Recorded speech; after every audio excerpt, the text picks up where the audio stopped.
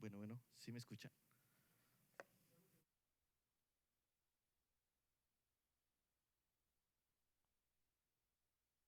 Ok, buenos días, buenas tardes, perdón, a todos. Dios les bendiga, hermanos. Gracias. Ya va, ya estamos al aire. Este, Antes de empezar, hermanos, me da mucho gusto saludarles y verlos otra vez este domingo. Ah, Durante las semanas, hace unas semanas tenía yo una conversación. Quisiera simplemente porque de verdad yo siempre llego nervioso aquí. Entonces, no lo hago porque quiera yo ser chistoso, sino porque me ayuda un poco a mí. Pero hace unas semanas teníamos conversaciones y decíamos lo que callamos los predicadores. Y decíamos, me preguntaban que si de aquí se veía quienes estaban durmiendo. Le digo, sí se ve todo, le digo, se ve todo.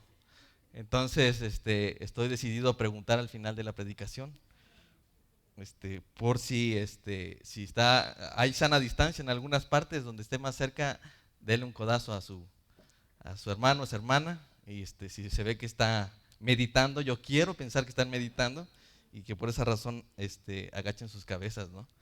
El Señor es bueno en ese sentido. Entonces vamos a entrar a este tiempo de predicación, primeramente orando.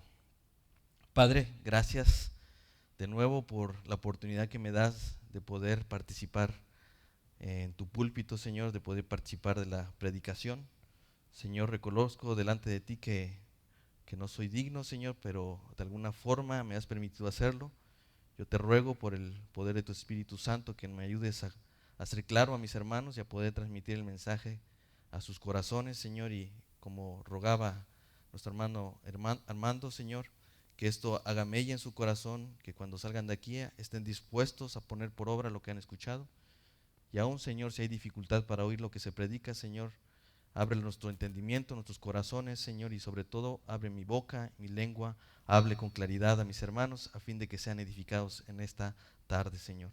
Ruego por quienes nos ven a través de las redes, Señor, y también por los que están aquí, para que tú edifiques sus corazones, para que tu palabra no vuelva vacía, Señor, sino haga aquello para cual la enviaste, Padre. Así que haz esto por amor de tu iglesia, Señor. Te lo rogamos en el nombre de Jesús. Amén. Eh, a mí me han dado mucha libertad de predicar lo que quisiera. Este, eh, Voy a tratar de acoplarme a lo que mis hermanos han ido predicando. Sin embargo, siempre les he dicho, me dan chance de esto, y siempre he tenido la buena disposición de eso. Entonces, hoy quiero eh, predicar acerca de algo que está en Mateo capítulo 3. Básicamente estudié todo el capítulo, y la idea es poder estudiar todo el capítulo, aunque no voy a ir versículo tras versículo. La idea es que encontremos ahí todo lo que el Señor quiere decirnos para el día de hoy. Dice Mateo capítulo 3 del 1 al 12, dice: en aquellos días vino Juan el Bautista predicando en el desierto de Judea y diciendo: arrepentíos, porque el reino de los cielos se ha acercado. Pues este es aquel de quien habló el profeta Isaías cuando dijo: voz que clama en el desierto, preparen el camino del Señor y enderecen sus sendas. Y Juan estaba vestido de pelo de camello y tenía un cinto de cuero alrededor de sus lomos, y su comida era langosta y miel silvestre. Y salía a él Jerusalén y toda la provincia de alrededor del Jordán, y eran bautizados por él en el Jordán, confesando sus pecados. Al ver él que muchos de los fariseos y de los saduceos venían a su bautismo, le decía: generación de víboras, ¿quién les enseñó a huir de la ira venidera? Hagan pues frutos dignos de arrepentimiento, y no piensen decir dentro de ustedes mismos: a Abraham tenemos por padre, porque yo les digo que Dios puede levantar hijos a Abraham aún de estas piedras. Y ya también el hacha está puesta a la raíz de los árboles. Por tanto, todo árbol que no da buen fruto es cortado y echado en el fuego. Yo a la verdad les bautizo en agua para arrepentimiento, pero el que viene tras mí, cuyo calzado yo no soy digno de llevar, es más poderoso que yo. Él los bautizará en el Espíritu Santo y fuego. Su aventador está en su mano, y limpiará su era, y recogerá su trigo en el granero, y quemará la paja en fuego que nunca se apagará. Ah, yo quise llamarle a este sermón o a esta predicación el arrepentimiento. Obviamente quiero hablar del arrepentimiento, pero quiero hablar del arrepentimiento, es decir, del pecado a los brazos del Padre. Así quise llamarle yo, del pecado a los brazos del Padre. El texto abre un acontecimiento muy importante, habla acerca de Juan predicando en el desierto, pero las palabras exactas con las que comienza el texto es en aquellos días. Una de las cosas que debemos entender, hermanos, o recordar que esto aconteció en un tiempo donde los judíos ya estaban acostumbrados o ya habían aceptado con tanta tristeza el hecho de que no había voz, no se escuchaba voz de Dios a través de profetas en aquellos días. Dios había hecho un silencio público en Israel de al menos unos 400 años. Eso es lo que abarca desde Malaquías hasta la predicación de Juan. Esta frase, aquí nos encontramos que no es un día cualquiera, hermanos. No es un acontecimiento menor lo que está sucediendo aquí. Había un hombre vestido como Elías diciendo: arrepiéntanse porque el reino de los cielos se ha acercado. Esta frase tenía un significado muy particular para el pueblo de Israel. Esto no era una cosa cualquiera. Un hombre estaba vestido como el profeta Elías y estaba diciendo palabras como estas: el reino de los cielos se ha acercado.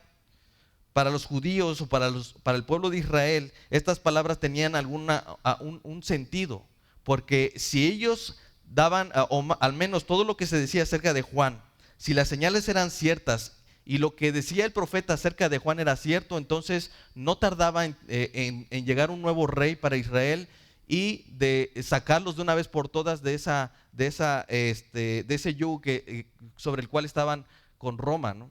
Esa es lo que ellos estaban expectantes, y lo que Juan estaba haciendo no era una cosa menor. Estaba, digamos, ¿cómo se dice ahí? Alborotando el avispero, ¿no? ¿Por qué? Porque lo que él estaba diciendo tendría que ver muchas cosas, hermanos. Porque así como vemos en el Antiguo Testamento que Dios daba disciplina a su pueblo a través de su pecado, por causa de su pecado, sobre todo en la cuestión de idolatría, Él lo hacía a través de pueblos paganos, es decir, enviaba pueblos para someter al pueblo de Israel por causa de sus propios pecados. Así también la salvación del pueblo contra sus enemigos venía por un previo llamado de cambiar sus caminos, de volverse a los caminos de pecado hacia Dios, de tener un arrepentimiento, ¿sí? Ese debería ser el reino definitivo que el profeta Daniel estaba diciendo.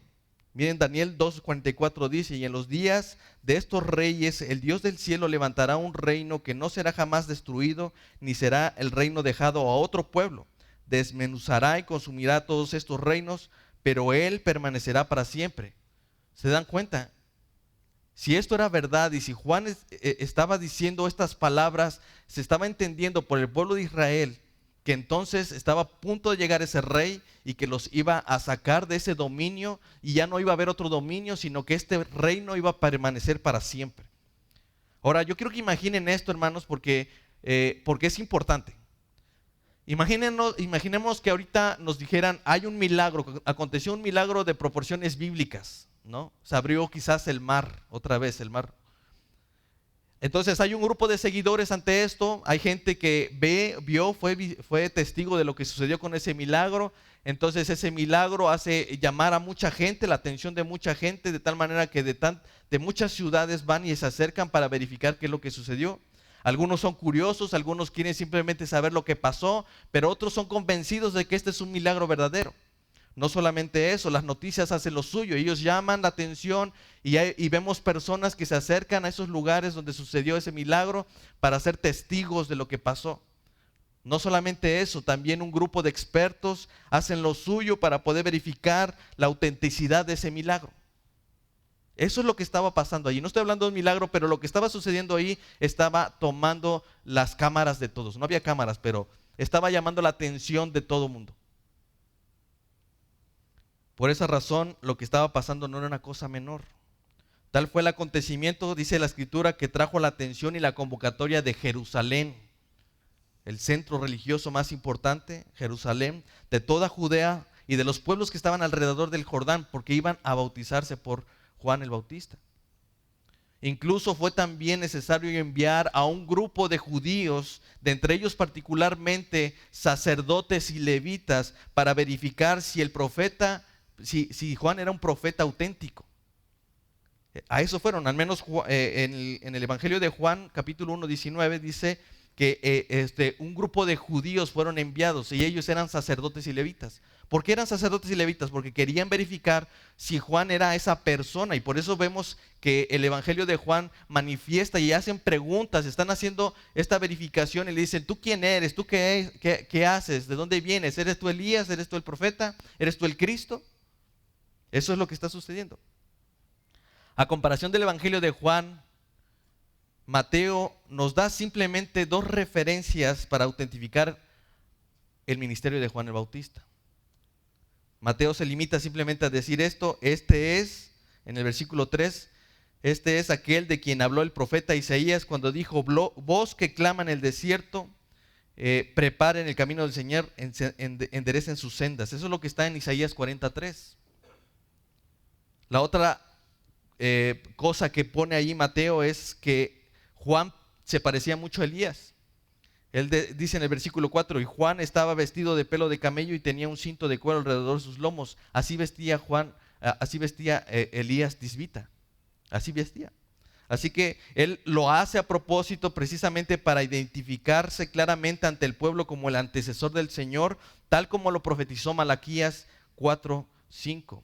Y aquí yo les envío al profeta Elías antes de que venga el día de Jehová, grande y terrible. Le hará volver el corazón de los padres hacia los hijos y el corazón de los hijos a los padres, no sea que yo venga y hiera la tierra con maldición. Ahí está otra vez el llamado.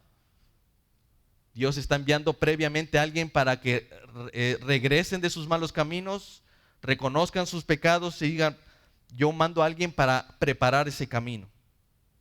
Definitivamente Juan el Bautista había sido aprobado por Dios. Lo que estamos viendo hasta este momento es la aprobación de Juan el Bautista como un profeta verdadero. Si esto es real, miren, los evangelios lo ponen allí, y esto es tan importante porque los 4 evangelios lo mencionan. Es tan importante porque la presencia de Juan activaba inmediatamente el hecho de que quien venía después de él era el Mesías. Así que para los evangelistas es muy importante que quede claro que Juan el Bautista era un profeta de Dios, enviado por Dios, y definitivamente era un profeta de Dios. Así lo manifestó el ángel a su padre antes de que él naciera. Le dijo en Lucas capítulo 1 versículo 17: él irá delante de él con el espíritu y el poder de Elías para hacer volver los corazones de los padres a los hijos y de los rebeldes a la prudencia de los justos, para preparar al Señor un pueblo bien dispuesto. No solamente él, Jesús, aún después de que había venido el ministerio de Juan, Jesús mismo da testimonio de Juan y él dice: él era Elías el que había de venir. Eso lo vemos en Mateo capítulo 11, versículo 9 y 10. ¿Pero qué salieron a ver?, pregunta Jesús. ¿A un profeta? Sí, les digo, y más que profeta, porque este es de quien está escrito: he aquí yo envío mi mensajero delante de tu faz, el cual preparará tu camino delante de ti. Y en otra parte a sus discípulos les responde si este era el Elías. Le preguntan ellos y él dice: mas os les digo que Elías ya vino y no le conocieron, sino que hicieron con él todo lo que quisieron. Entonces los discípulos comprendieron que les había hablado de Juan el Bautista. Entonces Jesús estaba dando testimonio que sí, efectivamente Elías ya había venido. ¿Quién era ese Elías? Era Juan el Bautista, con el poder, con el espíritu y el poder de Elías. Pero no, yo quiero enfocar un poco más acerca de Juan. ¿Quién era Juan, hermanos? Los fariseos o los levitas y sacerdotes que fueron y le preguntaban a ellos, dice: ¿tú quién eres? ¿Eres tú el Cristo? ¿Eres tú Elías? ¿Eres tú el profeta? ¿Qué dices de ti mismo? Él responde en Juan capítulo 1 versículo 23. Juan responde: yo soy la voz de uno que clama en el desierto, enderecen el camino del Señor. Miren, hermanos, Juan era uno que clamaba en el desierto. Es decir, daba voces lastimeras. Es como gritar desconsoladamente, implorando una sola cosa: arrepiéntanse de sus pecados. Arrepiéntanse. No importaba quién estuviera frente a Juan. Juan no tenía temor de tener a cualquier persona. Él podía tener incluso a Herodes, el tetrarca, ¿sí? y decirle y decirle a él, acusarlo de tener a la mujer de su hermano. No tenía ningún problema de hacerlo. Incluso podía confrontar sin temor a los líderes religiosos, a quienes reprendía por su moralidad y su hipocresía. Por eso les decía, generación de víboras, ¿quién los enseñó a huir de la ira venidera? Juan era uno de esos que tenían el valor, como decimos acá, tenían los pantalones bien puestos para denunciar no solo a los de su pueblo, sino también a todo el mundo, incluyendo a los judíos, sea gobierno, sea judíos o sea sociedad en general. Él no le temblaba la mano o no le temblaba la boca. Y quizás eso nos hace pensar que Juan era una persona muy dura, insensible, arriesgado y quizás hostil en sus palabras. Pero el mensaje de Juan no solamente traía una denuncia negativa, también traía una positiva presentación de las exigencias divinas de Dios, las exigencias morales de Dios. No solo denunciaba el mal que se hacía, también los desafiaba a hacer como les mandaba Dios hacer.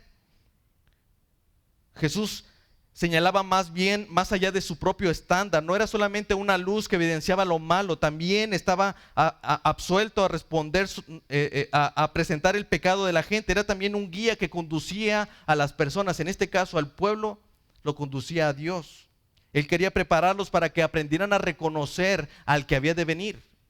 Ese era el trabajo de Juan, ese era su propósito. Él lo que quería es que el pueblo estuviera preparado, estuviera consciente de que el que venía era más grande que él. En la antigüedad, hermanos, algunos reyes mandaban a hacer carreteras pavimentadas y construían algunos caminos artificiales. Josefo, por ejemplo, nos indica o nos refiere que Salomón hacía esto, hizo esto con algunas calles en Jerusalén, que iban rumbo a Jerusalén, y los llenaba de basalto negro, no sé realmente qué es, pero pienso yo como el chapopote, para facilitar los viajes de los peregrinos, pero también para resaltar el poder económico que tenía su reino. O sea, los reyes hacían esto. Todas las carreteras trazadas y pavimentadas las construían los reyes para su propio beneficio, para poder transitar por ahí, para cuando ellos tuvieran que moverse a algún lugar, tuvieran caminos trazados y bien puestos para que ellos pudieran andar así.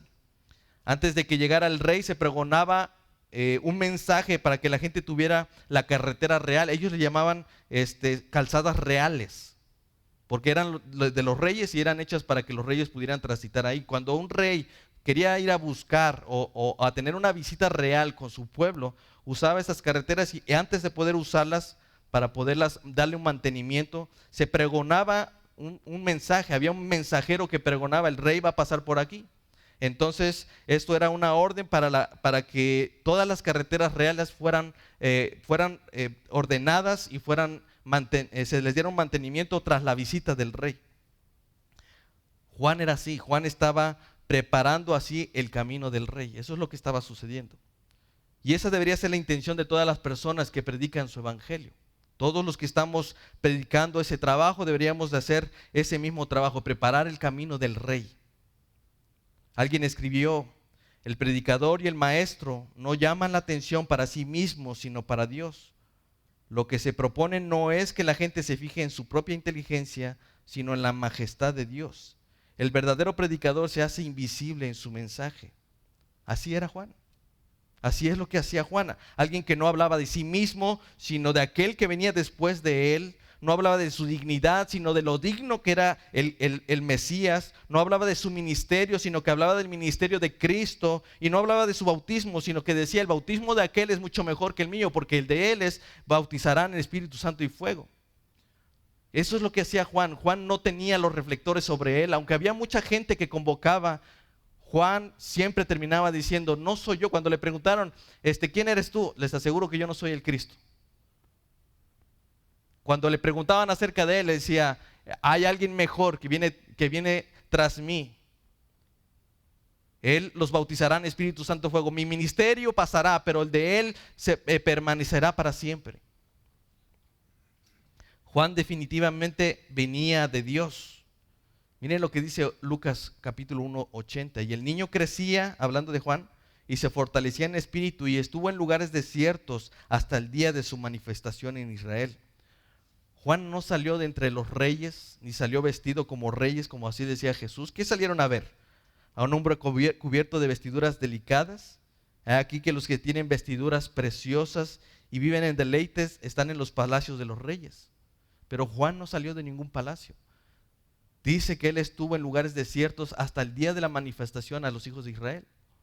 ¿Se imaginan? Juan venía del desierto, llegó hasta los hombres después de años de solitaria comunión con Dios. Eso nos debe de llamar, Señor, a nuestros corazones. El hecho de pensar que el solo pronunciar una palabra del Señor implica que nosotros estemos o hayamos tenido previamente una comunión con Dios. Juan el Bautista no llegó simplemente así. Hay un hombre llamado Alexander McLaren que decía, fue como si Juan saltara a la palestra plenamente desarrollado y armado. Él no había salido de un seminario de ahí de 3 meses, no es que había tomado un curso de hermenéutica. Esta persona se había tratado con Dios mismo por años, desde que era niño. Él estaba preparándose para el día de la manifestación hacia los hijos de Israel, para una sola cosa, hermanos, para un ministerio que quizás no iba a durar más que meses.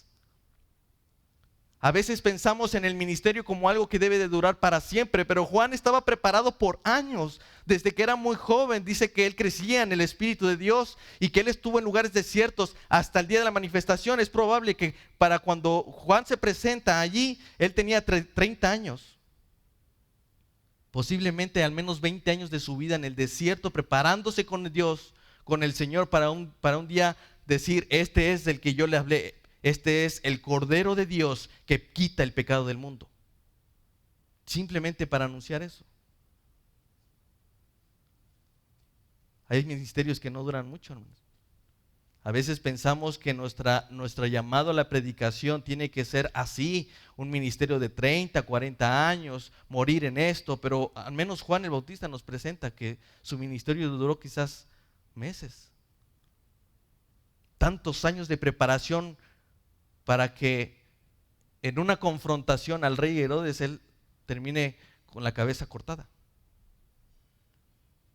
Pero así son las cosas. Él no traía algunas opiniones personales, sino un mensaje de Dios. No podía ser diferente, pues antes de hablar a los hombres había tenido un largo tiempo de comunión con Dios. Hay muchas cosas que podemos decir, hermano. Hay muchas cosas que quisiéramos hablar a los 4 vientos. Pero básicamente lo que nosotros deberíamos decir es aquello que tuvimos en la comunión personal con Dios. Ahora, hermanos, yo sé que hasta ahorita he estado hablando de Juan, no es necesariamente mi intención. Una de las cosas que sí debemos ver, lo que les decía hace un momento, la importancia de entender el ministerio de Juan es esencial. Por lo que les decía, si Juan no era aquel que hablaba el profeta Isaías o Malaquías o todos ellos, entonces el que venía no era el Mesías. Pero al contrario, Juan claramente era el profeta de Dios enviado, era la voz que clama en el desierto para preparar el camino del Señor. Y él dice, enderecen sus sendas. Nosotros debemos ver que el ministerio de Juan era muy importante y tan necesario que no podemos imaginar el comienzo del ministerio de Jesús sin Juan preparando su camino. Esto es importante. Era tan importante que los 4 evangelios hablan de ello, pues aún su trabajo tenía la función de ser un reflejo solamente de algo mejor. Al final, hermanos, todo lo que hagamos en el ministerio y aún todo lo que hagamos como familia, como cabezas de hogar, como lo que seamos, hermanos, como creyentes, al final tiene que ser un reflejo de algo mayor, el evangelio de Jesucristo.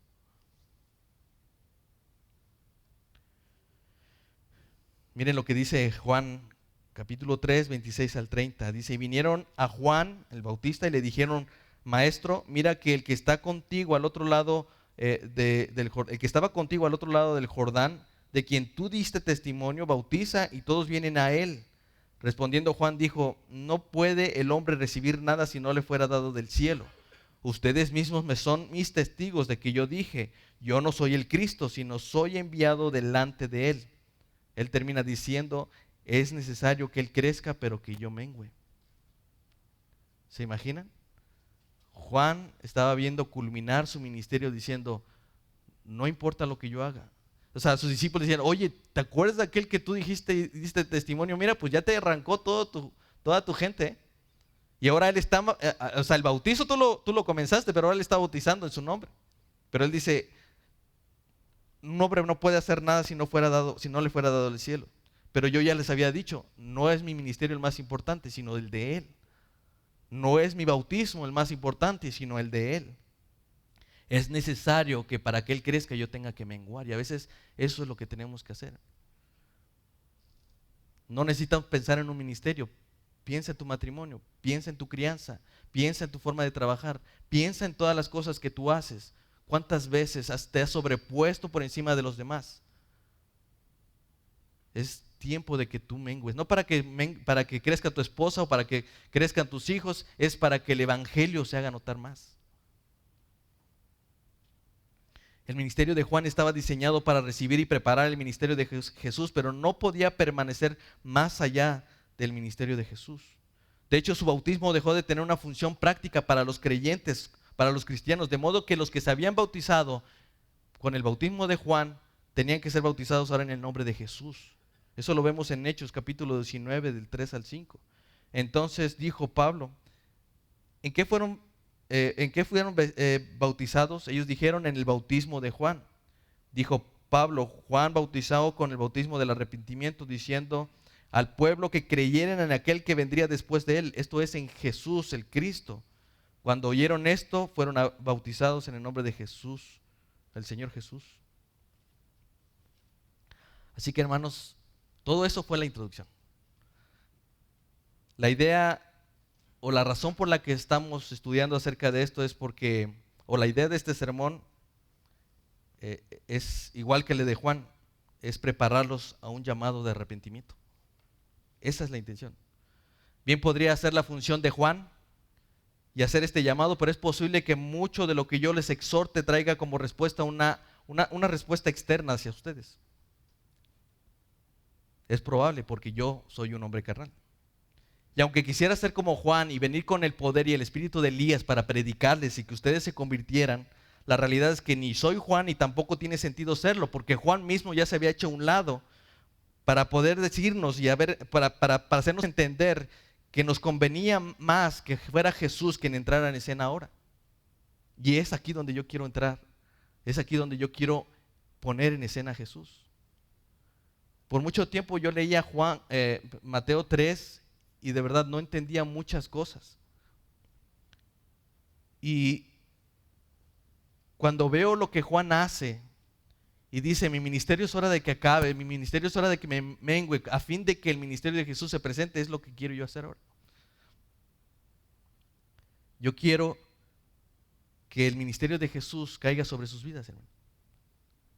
La razón es muy sencilla, hermanos. Juan estaba limitado en tiempo y espacio, pero Jesús no.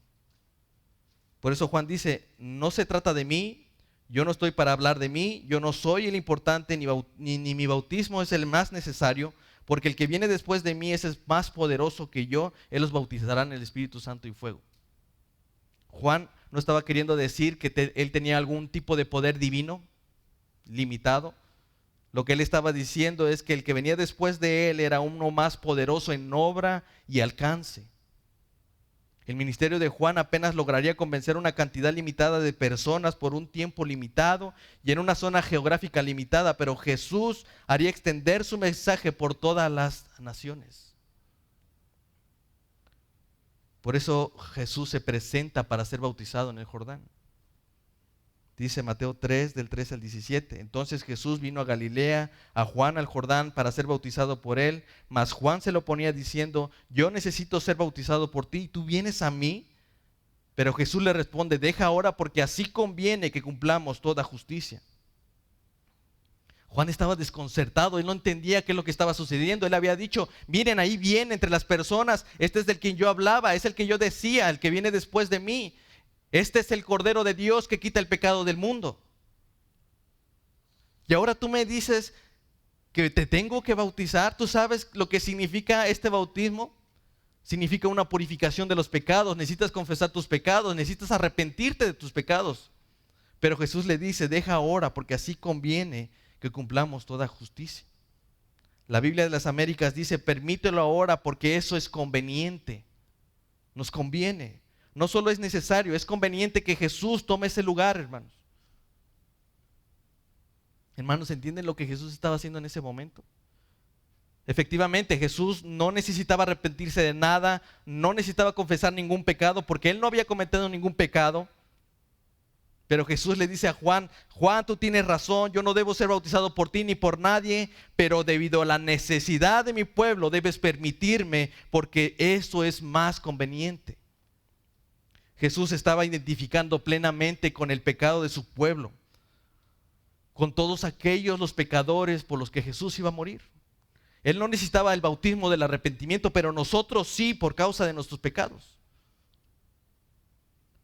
Por lo cual dice Hebreos capítulo 2, 17, por lo cual debía ser en todo semejante a sus hermanos para venir a ser misericordioso y fiel sumo sacerdote en los que a Dios se refiere para expiar a los pecados del pueblo.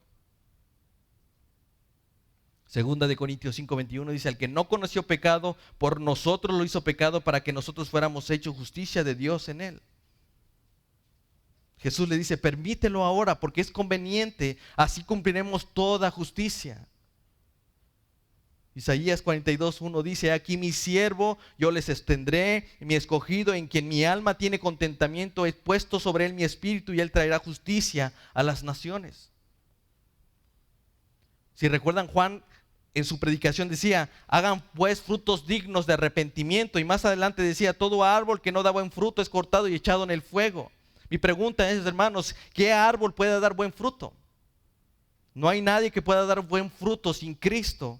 El Señor manda, sean pues perfectos como vuestro Padre en los cielos es perfecto.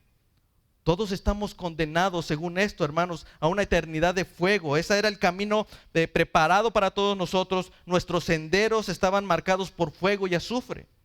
Era imposible que algo bueno pudiéramos hacer nosotros. Naturalmente no podía salir nada bien de nosotros porque era como un árbol seco, no iba a dar fruto, era un árbol muerto.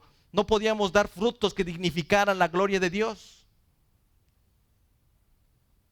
¿Quién puede dar frutos dignos de arrepentimiento entonces? Solo Cristo, pues solo Él complace al Padre. Por eso más adelante dice, entonces le dejó y Jesús, después de que fue bautizado, subió del agua y aquí los cielos fueron abiertos y vio el Espíritu de Dios que descendía como paloma y venía sobre Él. Y hubo una voz en los cielos que decía, este es mi Hijo amado en quien tengo complacencia. Jesús se bautiza con el bautismo del arrepentimiento, no porque tuviera pecado, sino porque Él sería el único en tener los frutos o hacer las obras dignas delante del Padre. Por eso Él dice, el Padre le dice, este es mi Hijo amado, en Él tengo complacencia. No hay nadie más en este mundo que pueda traerme frutos dignos de arrepentimiento. No hay nadie que pueda tener obras dignas delante de mí, solamente mi Hijo. En este me complazco porque Él lo puede hacer. Hermano, nos conviene que Cristo asuma ese lugar, porque Cristo ha hecho por nosotros las obras dignas de nuestro arrepentimiento. Él toma nuestro lugar, Él se ha hecho indigno por nosotros, pero solamente Él tiene cómo pagar. Con Cristo el Espíritu Santo se convierte en esa voz que clama desde nuestros corazones y Él grita desde adentro diciendo vehementemente, arrepiéntete de tus pecados. Nos conviene que Cristo sea. Porque Él dice, les conviene que yo me vaya, porque si yo no me fuera el Espíritu no vendría a ustedes. Pero vendrá el Consolador y entonces Él los convencerá de pecado, justicia y juicio.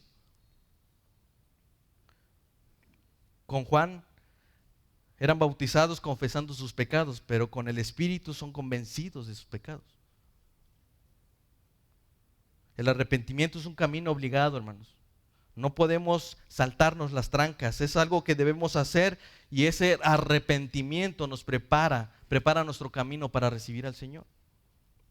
Ya no tenemos necesidad de Juan el Bautista, Tenemos necesidad del Espíritu Santo, quien clama desde adentro. Esa es la voz que clama en nuestros corazones diciendo una y otra vez: arrepiéntete de aquel pecado que hiciste, arrepiéntete, acabas de cometer un error, arrepiéntete, no tengas temor de ir al Padre, arrepiéntete, porque el Espíritu de Dios contrista y desde adentro dice y clama vehementemente: arrepiéntete de tus pecados. Juan preparaba el camino del pueblo para recibir al Mesías, pero ahora el Espíritu Santo es el que prepara nuestros corazones con arrepentimiento para recibir a nuestro Salvador. Solo el Espíritu Santo puede corregir con seguridad nuestros caminos. Juan el Bautista podía anunciar y exhortar públicamente: hagan esto, hermano. Con Juan el llamado se limitaba a una conducta externa en mucha gente. Ellos mismos no estaban seguros de cuál era su pecado. Por eso ellos preguntaban a Juan, y vemos ahí en Lucas capítulo 3, ellos decían: ¿qué haremos?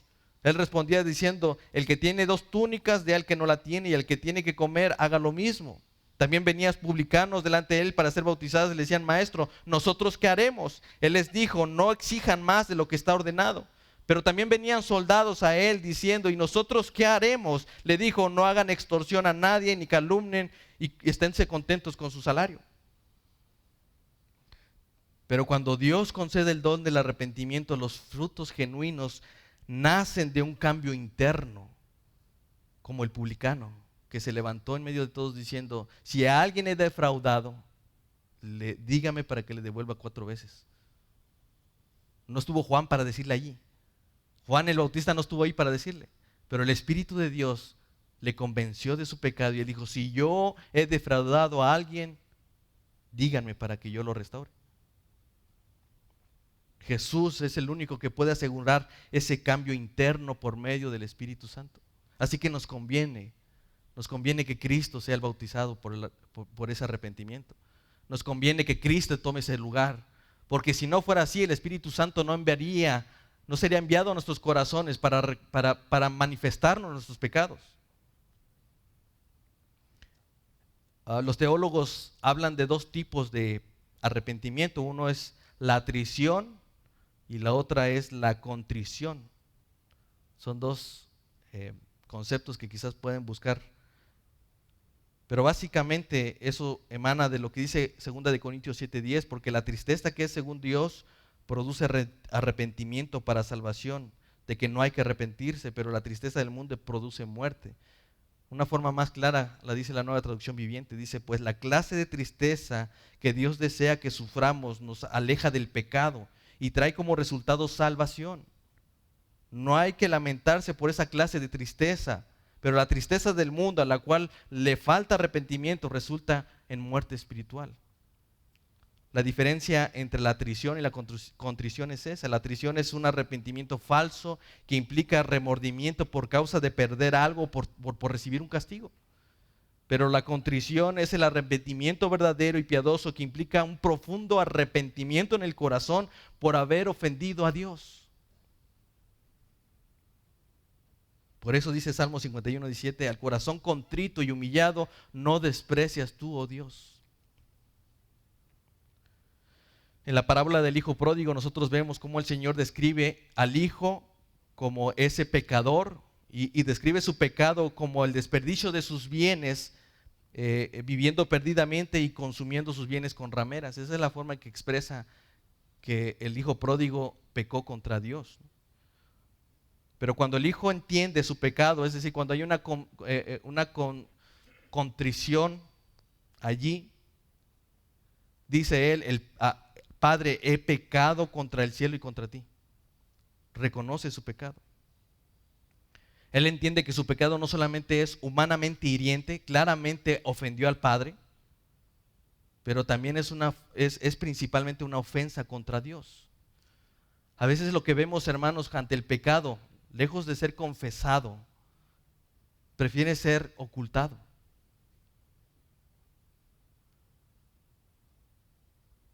Y a veces tenemos más miedo de lo que el hombre puede hacer. Tenemos miedo de que el hombre me critique, de que el hombre me juzgue. Tengo miedo de lo que vaya a pasar en este mundo. Tengo miedo a perder mi trabajo, tengo miedo a perder a mi familia, tengo miedo de muchas cosas, pero casualmente no tienen miedo de Dios.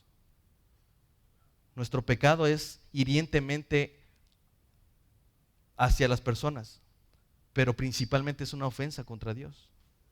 De eso es que hay que arrepentirse.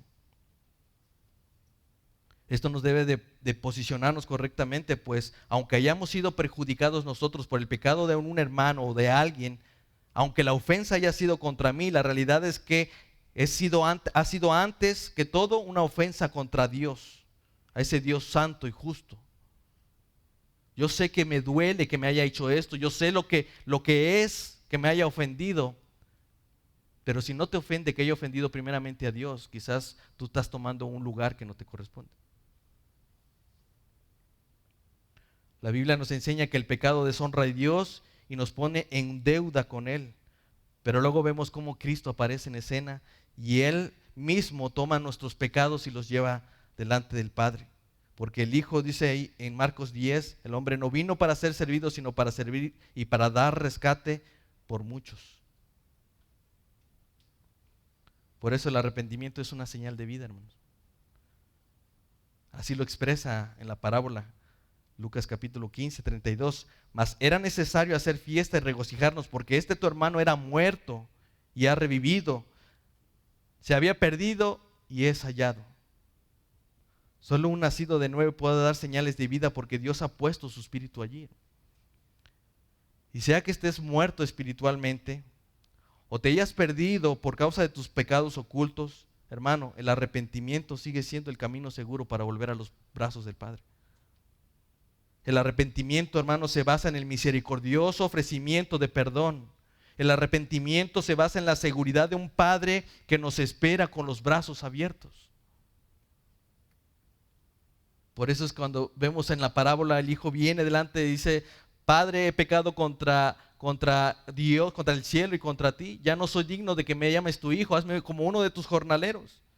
Pero levantándose vino el padre, no tuvo necesidad del hijo de ir hacia el padre corrió hacia él, y aun cuando estaba lejos su padre le vio, fue conmovido en misericordia y corrió y se echó sobre su cuello y le besó.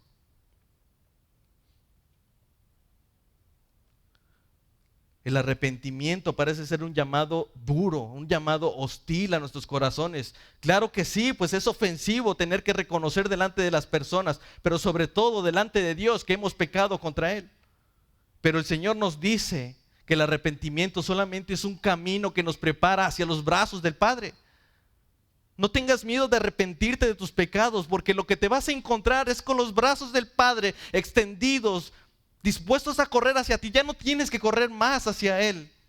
Solamente tienes que arrepentirte y el Señor, como esta parábola, el Padre mismo irá y te abrazará y te tomará del cuello y te besará y te dirá: estás perdonado. Dirá: porque mi hijo estaba muerto y ha revivido, y mi hijo estaba perdido, pero ha sido hallado. Regocíjense todos con nosotros. Hermano, no rechaces a Dios, no rechaces el Espíritu que clama dentro de ti diciéndote: arrepiéntate, arrepiéntete. Porque Él es paciente para con nosotros, no queriendo que nadie perezca, sino que todos procedan al arrepentimiento. Quiero terminar simplemente leyendo el Salmo 51. Y mientras yo lo vaya leyendo, hermano, simplemente escucha la voz de Dios y el Espíritu, si es que está dentro de ti, haciendo esa necesidad de clamar hacia ti desde adentro, diciendo: arrepiéntete. Este salmo es el que David escribió después de su pecado. Y él dice: ten piedad de mí, oh Dios, conforme a tu misericordia. Conforme a la multitud de tus piedades, borra mis rebeliones. Lávame más y más de mi maldad y límpiame de mi pecado. Porque yo reconozco mis rebeliones y mi pecado está siempre delante de ti. Contra ti solo he pecado y he hecho lo malo delante de tus ojos, para que seas reconocido justo en tu palabra y tenido por puro en tu juicio. He aquí, en maldad he sido formado y en pecado me concibió mi madre. He aquí, tú amas la verdad de lo íntimo, en lo secreto me has hecho comprender sabiduría. Purifícame con hisopo y seré limpio, lávame y seré más blanco que la nieve. Hazme oír gozo y alegría y se recrearán los huesos que has abatido. Esconde tu rostro de mis pecados y borra todas mis maldades. Crea en mí, oh Dios, un corazón limpio y renueva mi espíritu, un espíritu recto dentro de mí. No me eches delante de ti, no me quites de mí tu Santo Espíritu. Vuélveme al gozo de tu salvación y el espíritu noble me sustente. Entonces enseñaré a los transgresores tus caminos y los pecadores se convertirán a ti. Líbrame de mis homicidios, oh Dios, Dios de mi salvación. Cantará mi lengua tu justicia. Señor, abre mis labios y publicará mi boca tu alabanza. Porque no quieres sacrificio que yo haría. No quieres holocausto.